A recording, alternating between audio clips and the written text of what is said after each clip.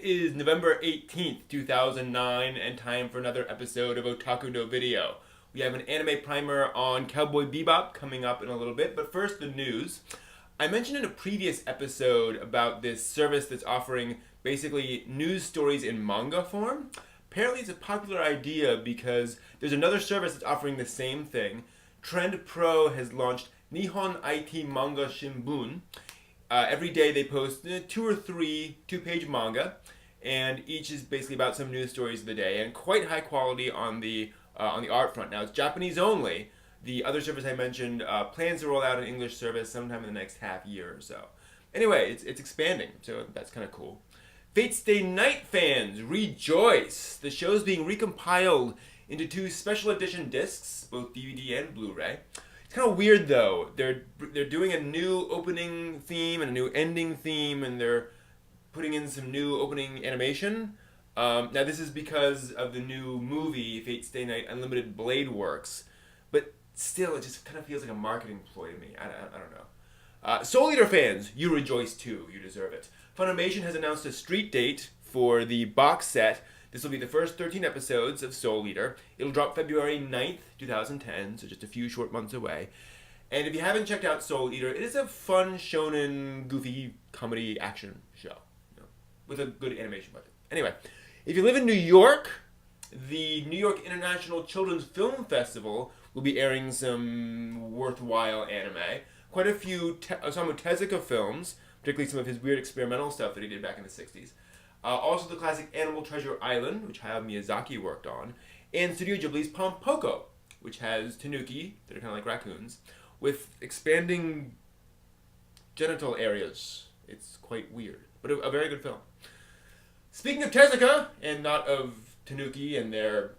Anyway, if you have an iPhone or an iPod Touch and want to check out more of Tezuka's work, there's an app for that. Check out the catchy titled Weekly Astro Boy magazine free in the books section. Basically, it has about 100 pages of Astro Boy manga right now for free, and the plan is to release more volumes of manga basically every week at $1 each, US. So that should be cool. One final thing, thanks to the large number of animated films submitted to the Oscars this year, 5 films will run for Best Animated Film this year instead of the usual 3. This means there's a slightly higher chance that an anime film might win Best Animated Film at the Oscars. Who knows? So, I am here to talk about Cowboy Bebop, a bit of an anime primer, and this is definitely a classic of the American anime scene. It seems like everyone's seen Cowboy Bebop. If you haven't, that's fine. I accept you for who you are. But I'm here to explain to you what Cowboy Bebop is. Bebop. I'm not Porky Pig. Sorry. So it was released in 1998 for a bit of context. So it's about a decade old, and one of the last full-cell animated shows. Released by Sunrise, and they made Gundam and Code Geass and a bunch of other cool stuff over the ages.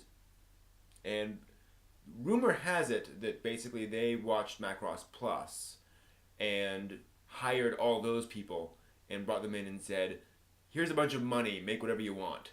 After watching Macross Plus, we just want you to make whatever. So those folks came up with an idea and made Cowboy Bebop, which is essentially very broadly bounty hunters in space. But what's different about it is that it's definitely aimed at an older crowd. And it is meant to be, every episode is kind of like some movie or some genre of movie. So it has its own characters and its own world and so forth. But they'll have one episode that is kind of a alien, the movie Alien, kind of a storyline.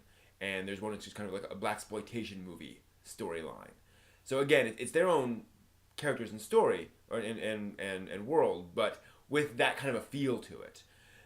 And doing that makes it feel more grown up. The movie Alien is not really for kids. So you get that kind of feel in every single episode of it being more realistic, despite being set several hundred years in the future with spaceships and such. the characters are, in my opinion, actually very much based off Lupin the Third. It's kind of Lupin the Third in space with some things twisted around. You have your main character who's a sort of a lanky guy on the run who, in this case, used to be part of organized crime. So there's kind of the lanky doing the best he can, sort of rough and tumble, but a little bit goofy main character. The serious police guy, the femme fatale in Faye Valentine.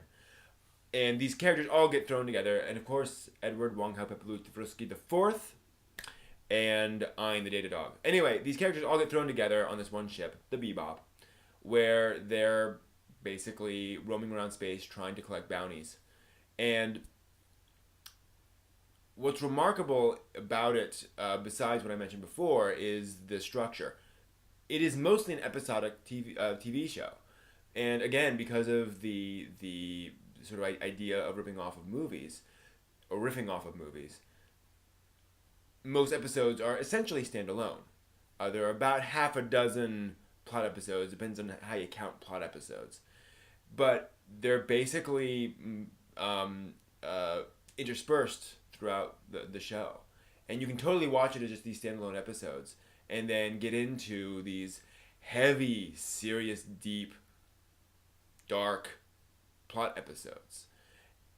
And I think that's one of the things that really gets folks going about Cowboy Bebop is they watch these fun, lighthearted episodes about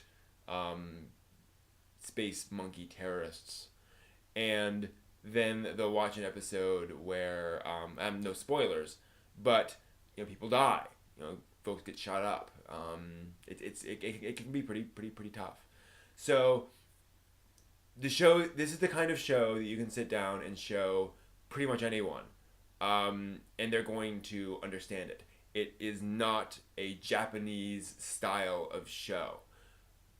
It's Hollywood movies. So it Americans, anyone really, can grok it.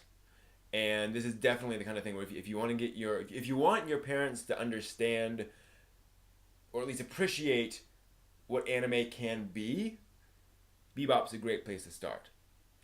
And I can't imagine anyone not at least enjoying some aspect of Bebop. They may not like a science fiction, show like that, but at least they'll get, okay, this is quality. Obviously quality. So that's basically Cowboy Bebop. If you haven't seen it before, definitely go and check it out and give it a try. Like I said, I can't imagine anyone not liking this show. There's kind of something there for everyone. You may not be the world's greatest fan, but it's a really solid, high quality show. Now, one thing to note before I leave, folks ask, is there going to be more Cowboy Bebop someday? It was not that popular in Japan, honestly. It came over here, did quite well over here, and that kind of got interest in Japan, as well as, it did okay in Japan. So they made animated movie out of it called Knocking on Heaven's Door. And that's good, but from that point on, really, it just didn't go anywhere from there. Bebop has just kind of come and gone, unfortunately, in Japan. I really don't see that ever getting spun up again, but who knows? There is some work being done in Hollywood to do a live-action Hollywood remake, so that could get some interest over there in Japan. You never can tell. I mean, they're doing a Trigun movie now, an anime movie in Japan. That's Bebop, and that's the anime primer for today.